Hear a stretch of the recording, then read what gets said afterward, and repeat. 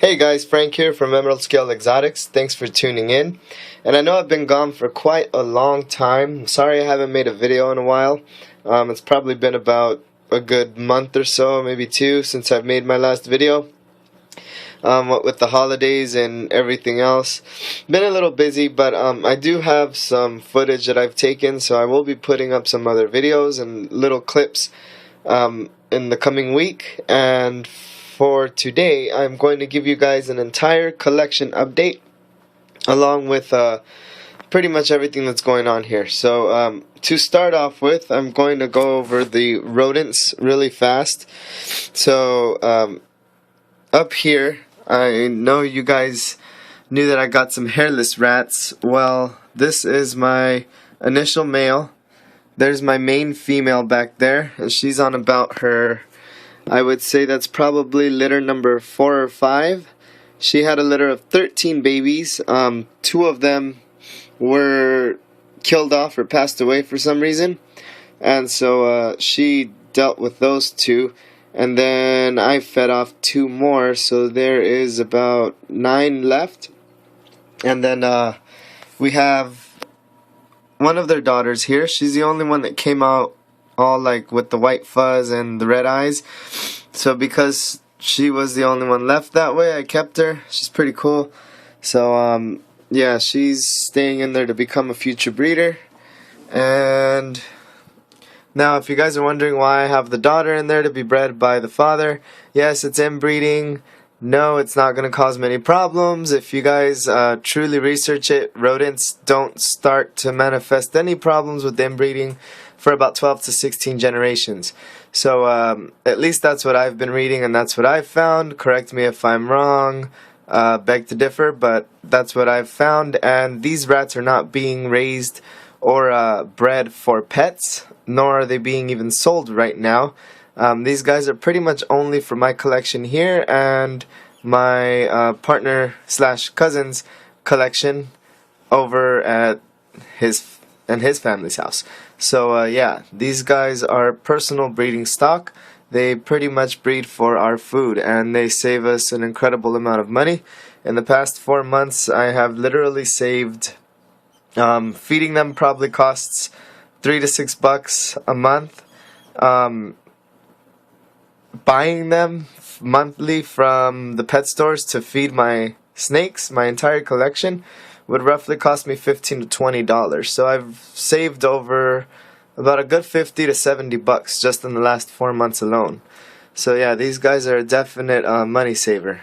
Sucks, the work isn't that great. I'll go into detail about that later, but you know, it's a lot of work to do this. But it does pay off in the end, so it's up to you guys. What do you want to waste, money or time? So that is that. And moving forward, here is my mouse colony. So these guys are easier to access. I'll get in here. That is one of my females, female, female, and then our resident male is right in here. That is Charlie Brown. And let me just show him to you guys here real quick. I don't know why this guy looks very scruffy, and at the moment he is half wet. My mice for some reason really like to do this weird thing. I don't know if anyone else experiences this, but at least my mice for some reason like to come over here to the water bottle, and then they push their bodies against it and rub themselves and kind of like soak themselves, as you see him over there, and then they just kind of distribute that water everywhere. So I'm not sure if that's some kind of cleaning thing that they do, but yeah, that's a funky little thing that my mice seem to do for some reason. So yeah, and then that's one of my girls. That is Sable. That's Mocha over there, and then Domino is a little marble colored one. So those are 3 females in there right now. Sable should be pregnant. As soon as she starts showing, I'm going to take her out. These over here are the maternity wards. So that's our mouse colony.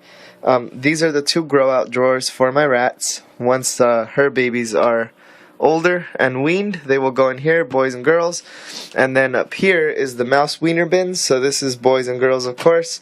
These are the mouse maternity drawers right here. So right now I have Sassy with her approximate 5th or 6th litter there. She had 15 babies. We fed off 6. So there are 9 left in there right now. And that is her oldest daughter. It's actually Sable's sister. That's Chocolate. She actually had babies before. So I know she's pregnant at the moment. I'm not sure how it happened though, but the odd thing, she started to lactate within the same time that the babies were born, and is now cooperatively raising them with Sassy. So it's really cool. I don't know if any of you guys out there breed your own rodents, but if you can get a cool colony going, you know, I always suggest having a head matriarch and patriarch, of course, a head pair. Let the colony stem off from there, so that the females are all pretty much related and all really cool with each other, because pretty much they're all sisters and one mom. And it seems to work for me, at least, that they cooperatively raise their babies together. And I could put any of the other girls in here right now, even the boy. They will not kill these babies. The only reason why I'm doing this separation thing now is to maximize my production. If you guys would have seen from the past, and this is just recent, I used to actually house 1 to 2 in here, but I got tired of the males stink. I am doing the vanilla water technique, so that is actually really helping, but with mice it doesn't really seem to help as much with the males. It does improve the stink dramatically from the females, and it incredibly cuts the rat stink, the vanilla water that is. And remember, it's pure vanilla extract, not the imitation kind. You have to get the pure one. It can be any brand, doesn't matter. I get the cheapest one, Great Value brand from Walmart. It's like $3 for the smaller bottle. And what I do is I mix it into, because I do use gallons, so if you see that little crystal geyser gallon, that's my reptile water. I do have another one for the rodent water, the vanilla water. It's right up here actually. You see it's kind of yellow tinted. I do 1 tablespoon into that 1 gallon of water with, of course, the chlorine treater, because I do like to try to clean out the chemicals from their water as much as possible. And I put about 2 drops of the chlorine treater in there, and 1 full tablespoon of vanilla extract, pure vanilla extract.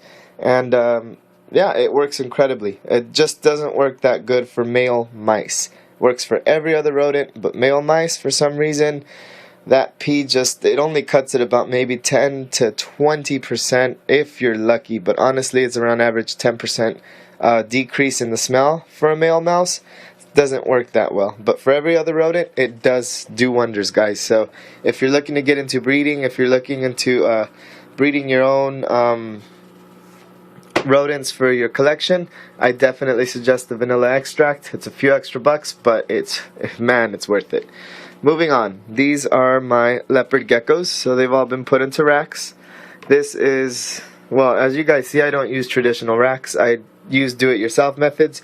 This is like a little drawer system here, Sterilite drawers, as well as with the rats. I found that it works incredibly. Yes, they can chew through it, but I found that as long as you keep them clean, as long as you keep them fed and give them water, and they don't really have a need to, you know, scurry around and look for that stuff because they're wanting it, or it's just too dirty in there and they want to get somewhere cleaner, they really don't try to chew anything. I haven't had that problem. I've seen other people with tape in abundance everywhere.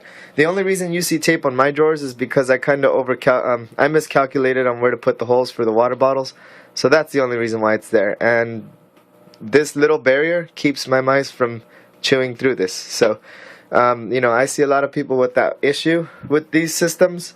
As long as you keep it clean, keep them fed, keep them watered, I don't see an issue. And over here, the leopard geckos are too big to get out of here. Do not try this with baby snakes. That's why I had the escapes in the past, and that will never be done again. Grown snakes, on the other hand, as you will see, are perfect in one of these. This has 15 drawers here. It can house pretty much 15 different animals, or I could put 2 breeding pairs. A breeding pair of leopard geckos up in one of these drawers. Of course, it doesn't have a great moist hide for the girls to dig into, so what I normally do when I'm breeding them is they'll go into one of these big tubs up here, which is about maybe double, triple the size of one of these drawers.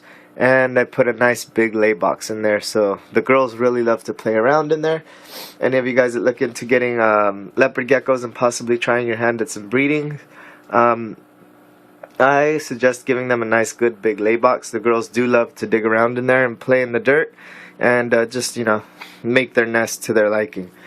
So with that, excuse me guys, my allergies are really acting up as well. But with that, this is Rex. This is our only male now. I kept him. He is the product of my first male that you guys had seen. That was my Tremper albino supergiant, and he has now been sold, and I have his son here. So Shrek is gone, but Rex has taken over, and he was bred to my female Blizzard Maleficent, whom passed away, unfortunately, and is buried outside the front door. So this is their product, and this guy is humongous. His last weigh-in, let me actually get the card here. This guy's last weigh-in was on the 14th of December, so I definitely do have to weigh him again. But at that time, he weighed 50.9 grams, so it's been about a month. And at 50.9 grams, he was born on 6/19. So he was only about 6 months there, and he was already 50.9 grams. He's on his 7th month, and I'm looking forward to seeing how much he's grown. I'm hoping this guy will prove to be my little giant or super giant, because he is definitely getting huge. And as you can see, he's pretty long, nice and thick. All my geckos seem to go off feed in the winter, so they're all barely starting to feed again. Pretty much all of my leopard geckos except my rescue female, all of them are off feed. They're barely getting back onto feed right now, and I'd say they probably had it over the course since November, about Thanksgiving, a little bit before. They've all had maybe only 5 to 7 superworms since, and as you can see, they're not losing any weight. They're actually very healthy. A little bit leaner, but they're actually, this guy's growing, so that's why he looks leaner. The other ones, for the most part, are retaining their weight. So guys, leopard geckos do go off of feed sometimes. If that happens, just make sure that they're eating every now and then, you know, at least a couple meals a month during that time that they're off feed. And monitor their weight more closely, of course. You want to weigh them like about weekly, just to make sure that they're not losing any weight. Because if they are, then that can indicate problems with their health, and you do need to step in and do something either with your vet, or you need to try a ReptiBoost supplement, which is an incredible supplement. You can buy it virtually any pet store. It's this stuff here, made by Flukers, ReptiBoost, and it works wonders to get these guys going again. Unless it's something really serious, in which case you need to consult your veterinarian. Moving forward, this is my original female, Fiona. If I can get her out here, because she's always under this darn hide, and she doesn't really like to come out of it. So, okay, I'm getting her to kind of move. I just don't like to take the stuff apart, because then I have to put it all back together. And it kind of sucks sometimes, but anyways. So there's that. There is Fiona. She is still here. That's main mama. And as you can see, her last weigh-in was also on 12/14, and she was weighing in at a good 58.8 grams at that time. So I will be posting an update later on with their weigh-ins. And this is she. She's still doing really well. And yeah, this girl is a Tremper albino het for supergiant, and she also is het raptor. So she's really nice, really good health, and like I said, she's been off feed as well. I think she's actually fed a lot less than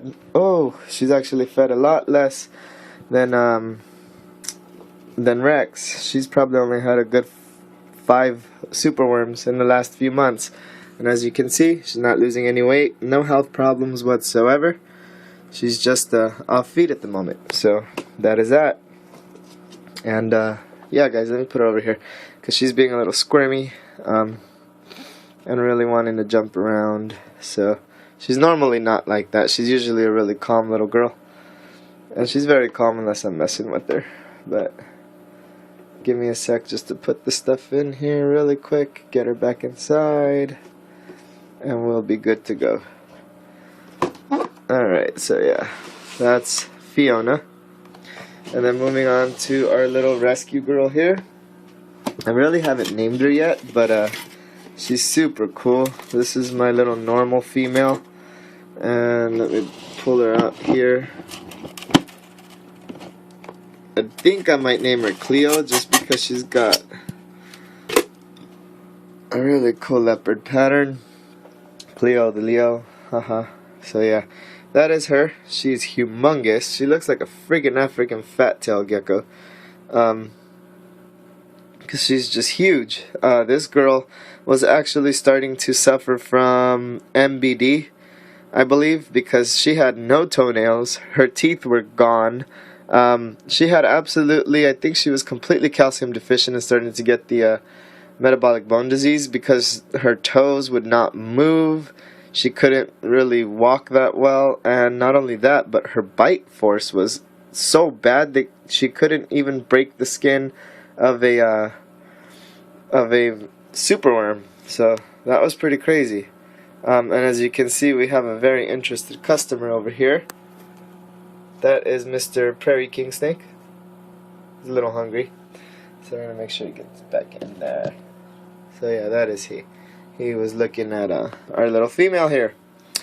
So yeah, this is her. She weighed in at 57.6 grams on 12/14, and she is doing incredibly now. She's actually getting her toenails back. Her teeth are seemingly present because she has no problem chomping down on superworms. Like I said before, she couldn't even really break the carapace of a mealworm. Now she chows on superworms like crazy, and you can tell from this tail. I'm pretty sure she's probably at a good 60 plus grams now. But like I said, I will give you guys an update shortly on the progress of these guys and their weight. So yeah, I'll put her down in there for now. And moving on forward with our impatient Mr. King over here. This is our Prairie King Snake. He is my Christmas pickup, thanks to my wonderful, beautiful, lovely mother. So yeah, I was pretty much forced into, what do you want for Christmas? And if you don't pick, I will pick for you. And so that's when I said what I want is a live animal. It's a snake, obviously, and I have to go with you to get him. So we took a trip down to our, well, one of, if not, now I would have to say one of my favorite reptile stores. It's Reptile Island over in Stanton, California. They're super cool over there. Robert, I believe, is the owner there, or one of them. And he's just an incredible guy. He really is cool. Their animals, per se, they do have a lot of great deals, but some of the things are a little bit in the moderate price range. Either way, I say it's worth it. These guys, everything I've bought from there has never given me an issue. I've bought other animals from here. I've bought invertebrates from them. We've had turtles, everything. So these guys have quality animals, incredible pets. And if you also want to get breeders, these guys are a really great store. If you're around here in SoCal, they're over in Stanton, California. I go all the way from Long Beach to see them, and you know, it's not that far of a drive, but it's definitely worth it. So if you guys are around the SoCal area, out in Orange County, or down here by Long Beach, San Pedro, whatnot, it's definitely worth the 30-45 minute trip. Reptile Island, Stanton, California. So this guy is about a year and a half old, and he's a male Prairie King Snake, and he's been eating great. He's doing wonderful in here. Now you guys are probably wondering, how do I do heating with all these guys and using these little contraptions that I do to house them? Well, to answer your question, this room is actually heated by heat lamps right now. So I was doing the full ambient temp with a thermostat and room heater. It's actually a patio heater that I had running in here, and I would maintain the temperatures at about 85 to 87. Unfortunately, that was very uncomfortable for these guys. Not only that, but their pee and all that. You just don't want them in a warm environment. So I went back to a more primitive way of heating here. And pretty much this side of the room now stays this general area here where the reptiles are. The lowest I go that I've ever read is about 83, and that's towards the bottom there. As you see, there's another heat lamp generating heat down there, so it kind of has a little heat barrier or whatever you want to call it. I don't know, but it actually works really, really well. I have the 3 lights there and the one there. Each one is running a 100-watt incandescent bulb. I get them for $1.29 at my local dollar store. They're a 4-pack of 100-watt tungsten bulbs. For all you keepers out there that are buying those Exoterras and those Zoom Ed lights and all that, you guys don't waste your money. It's seriously, you're paying for the exact same bulb. If you read the specs, it's the same watt, same hertz, same everything. It's exactly the same. It's just a pretty piece of glass that's on the exterior of it. So, I mean, I get it for the blue light or the the dark purple light, but if you see here, I got black tungsten light bulbs from my dollar store as well. $1 for a 2-pack. So, that works perfectly at nighttime. So don't waste your money on that if you don't have to. The only thing I will say about those products is for some reason they do last quite a bit longer. Of course, the cheaper the bulb you get, the faster it's going to pop. But in those bulbs I've seen that the more quality ones, they do happen to burn longer than these ones. But, it's just a matter of preference. And seriously, for the cost, I'd just buy regular bulbs if your animals don't need UV. And another common myth is that there's tungsten bulbs that can produce UV. There, to my knowledge and my researching, is no bulbs because there's been other university studies. I believe there was a, gosh, I can't remember exactly what state. Sorry guys, I don't retain it all. I just retain the important stuff that I remember reading. But I know there was a study that they had all these UV wavelength tungsten bulbs, and they really do not produce UV. So don't waste your money on those either. Hopefully you guys out there don't hate me for bashing the product, but Zoom Ed and all you guys are great. But at the end of the day, those products, guys, are really not necessary.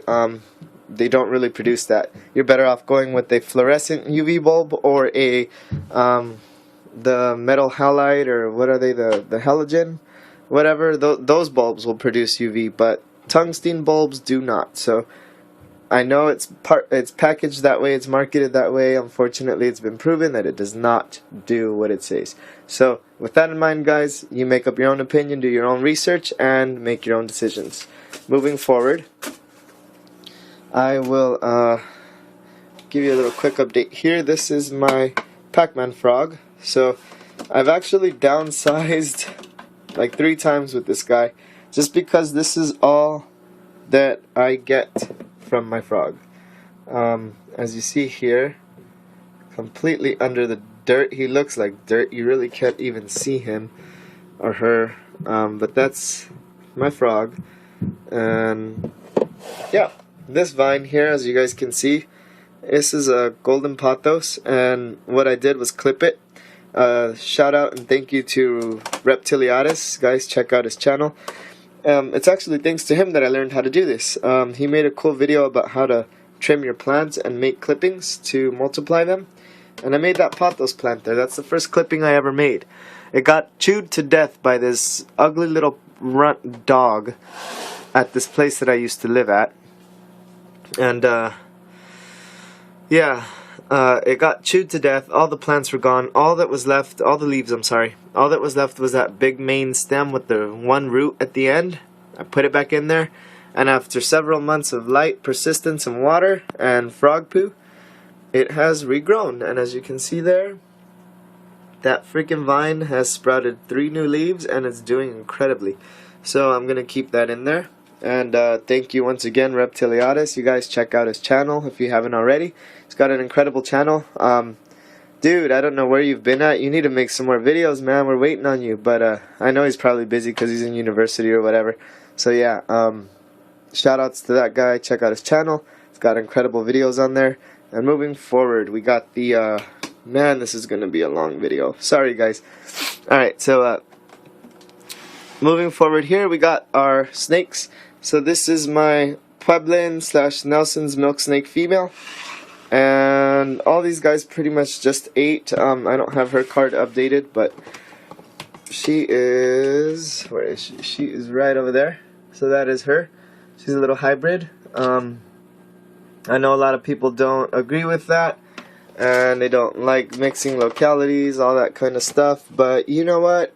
The way I see it is interracial couples are allowed, so why are not interracial snakes? Yeah, God would have never intended them to be that way, but you know, who's to say God intended us to fly around the world or go across the oceans in ships and cross and mingle and interbreed, right? So why can't snakes? Just because they haven't figured out how to do it, with our help they can, and I think it's pretty cool, so therefore I own one. Moving forward, I have a Okiti corn snake. This is my little male, and he's been doing awesome. Also got this guy from Reptile Island in Stanton. So this is my little male here. He's really cool. His color has been coming in so much more brilliantly with every shed. I'm very, very happy with this guy. As you can see here at the back, he's more grayish, kind of dull and toned down. He was like that all across his body, and really only the top portion of his head was orange like that. Now the brilliance has started to come in. As you can see, it's just been going down more and more his body, so I'm hoping that that actually extends all the way down, but we'll see as he gets bigger. I'll keep you guys posted on that, but I'm really happy with them. I was kind of worried in the beginning because I got them. They were just so super small and skinny. I mean, these guys seem like virtual hatchlings, but they are doing so incredible, and I couldn't be happier. So yeah, they're feeding really, really well. So let me put these guys back in here, and I will show you some more. Over here we got my male Kenyan sand boa, and this guy is a freaking beast. He has been growing and growing, and yet again he's grown some more. As you can see, here's a shed. This happened just in the last day or two because, like I said, they just fed, and yeah, that is that. That's cool. Nice good shed there. And as you guys saw, that was like pretty much a full shed. It's a nice healthy shed. Your snakes should be shedding in a full nice healthy shed. Bigger snakes, of course, you'll get probably torn up sheds because it's just harder for them. But for the most part, your snakes should be shedding a full shed like that. That means your humidity, they're hydrated properly, all that stuff. So yeah, with that in mind, guys, this is my male Kenyan sand boa. These guys, I forget what they were supposed to be het for. I know one is het for anery and one is het for albino, I think, or something. We'll see if they prove out, but yeah, they're growing incredibly. So I got these guys over at the NARBC in Anaheim last year, and this is, I don't know if you guys remember my first pickup video. They were so tiny and skinny, they were literally worms. This guy is freaking huge now, and he takes rat pups. He can take a rat pup, so this guy is, or I guess like Fuzzy the Hopper mouse. Yeah, this guy's really, really doing awesome. I'm really happy with him. So that is he, and he's an early 2012, so he's probably about going on a year. He's close to a year now. So that is he, and then let me show you one of my all-time originals here. This is my African house snake Colibri, and I'm sure you guys are familiar with him. He's been in other videos. I've done feeding videos with him. This is my incredible little guy here. Now, Colibri is a male African house snake. I'm sure if you guys remember, he was much smaller than this in my last videos. And of course, much calmer. He's gotten a little bit crazier, but for the most part, he didn't just shed. He just ate, but he shed not too long ago. And as you can see, his pattern came in really well. You can see his beautiful, well, you can't really see it in this camera with this light, but he's brown with that olive it's kind of like an olive green going all across. It's like an olive green sheen that goes across his body, and it gives that pattern there. You can kind of see he's really jumpy for some reason. He wasn't normally like that in the past, but he's gotten like that. I think male snakes tend to get a little more weird with sexual maturity. As you can see, this guy is very big, and he is, well, very big compared to what he used to be. And these guys are very small snakes. So this is a male. Females will probably get almost double this.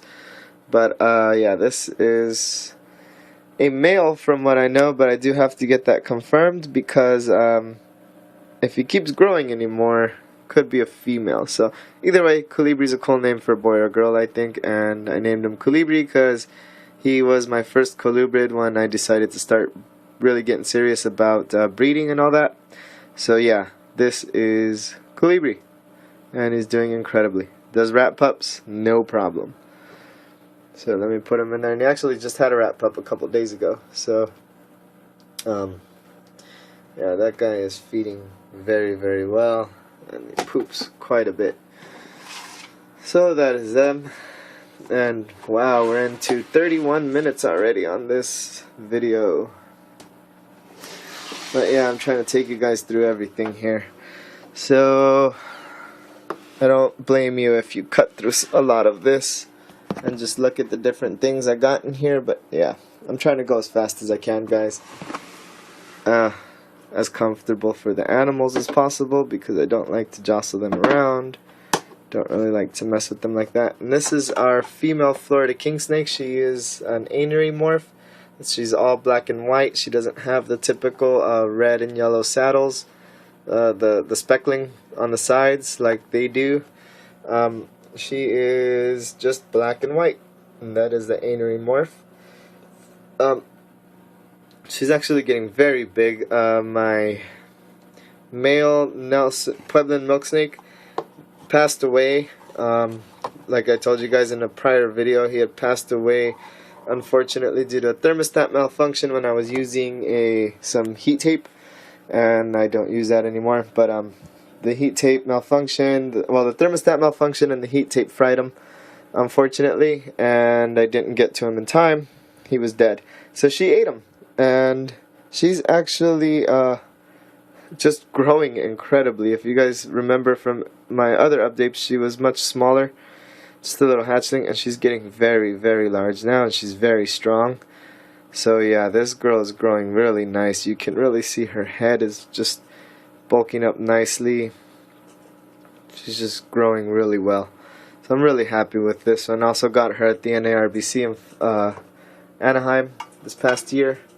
So I'll go ahead and put her back, and she's got a humid hide in there because I was reading that these guys do really well with one, and she does spend about maybe 40 to 60% of her time in there, alternating with hiding behind her water dish or basking up here in the front, because the hot section is right here. So they do come to the front to bask, especially after they've eaten. So that is her. And then we got the female Okiti corn, and she is also doing very well. That is her. She's a little more brilliant colored than the male, as you can kind of see, and she's doing incredibly. So I can't wait till these guys all get up to breeder size and are able to give us some babies, which will be in about a good year or two. So at least for these small ones. I know you guys are all probably wondering, how am I supposed to be a reptile breeder and I have mostly all these young little juvenile snakes? Well, to answer your question, I am rebuilding, like you guys probably already knew, and I'm just letting you guys watch me build this business from the floor up. I do want to be a reptile breeder. Obviously this won't be what brings in the lifeblood, but hopefully it'll pay for itself. I'll be able to expand the hobby, and I just want to really help and become a paragon for, you know, educating other reptile keepers and just selling the babies that I produce, and hopefully contributing to this community. So with that, I'm letting you guys watch me start from the ground up all over again. So come on with us and enjoy the ride. So this is our female Kenyan sand boa, and as you can see, she is Quite a bit smaller than our male. She is growing very well though.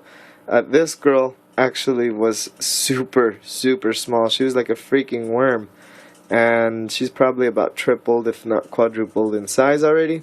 So she's really getting her size on there. But I do got to continue to feed her because I do want her to start bulking up and hopefully pass up her mate. So I did have them together at one point. I now have them separated. I figure they don't have to be, but because he's gaining his size so much faster than her, I don't want him to consider her a meal at some point. So rather than play God, I'll just play it safe. So that is that. Not only that, but I did that with my Nicaraguan boas, as you guys know, Monster and Medusa, and that was just a bad call. I cannot separate them anymore, and Monster, now that he's sexually mature, is just incredibly aggressive. I'm sorry, not aggressive. I don't have aggressive snakes. I don't believe in aggressive snakes. He's just defensive.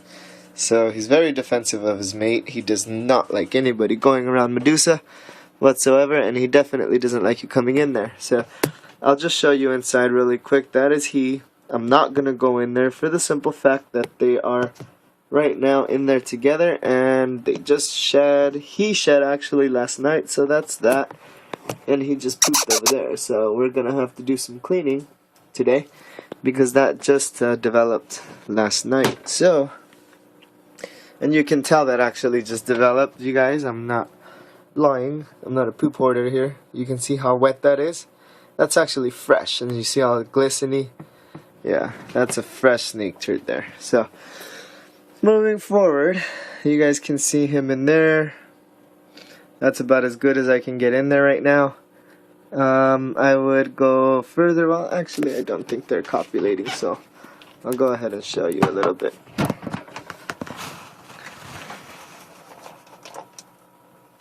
That is them. And that's Medusa on the other side.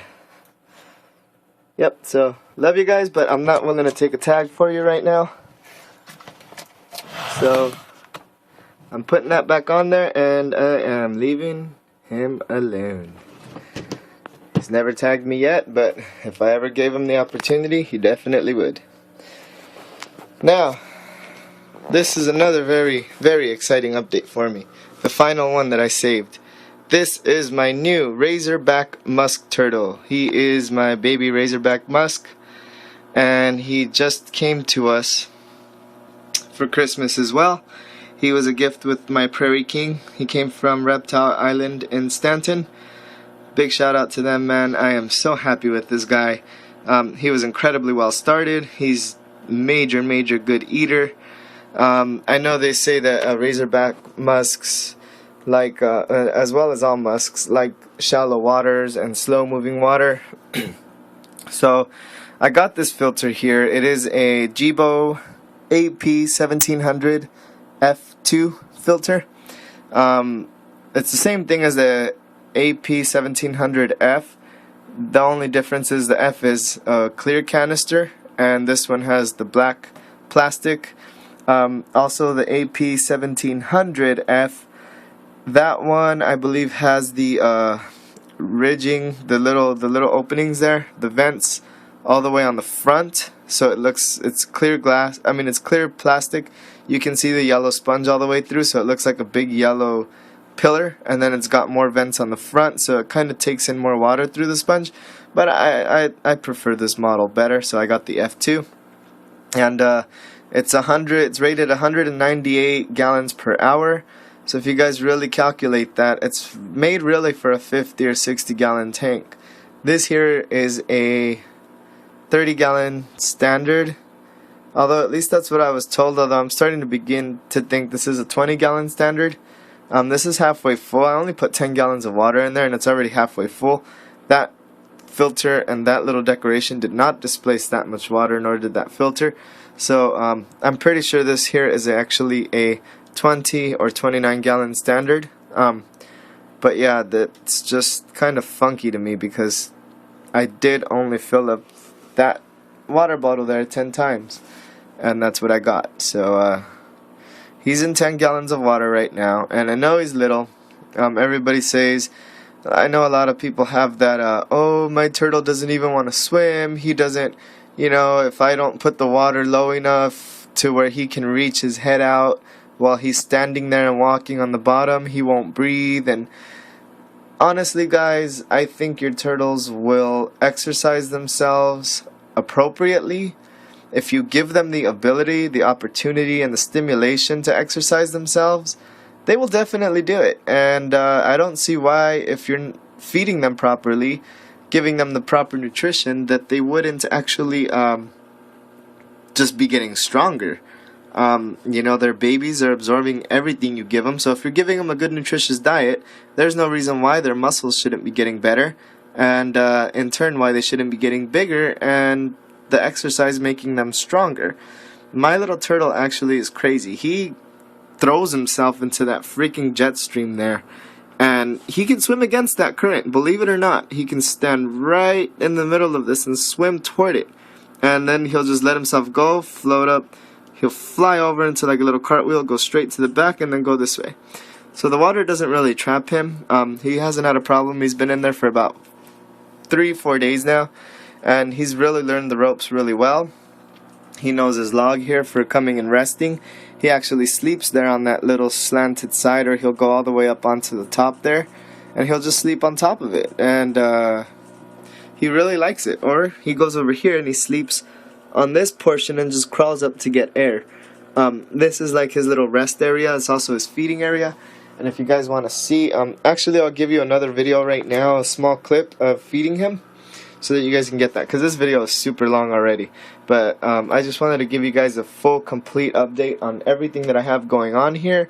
And with that in mind, guys, thank you very much for tuning in. I will be bringing you the feeding video for this guy. Sorry, I'm getting my words all crossed here. But yeah, thank you so much for tuning in, folks, and I'll give you more detailed information on this guy soon. And with that, thanks for bearing with me with this super long video. Please rate, comment, and subscribe. Please share this video, whatever you want to do. I really appreciate it. Thank you so much, and have a great day.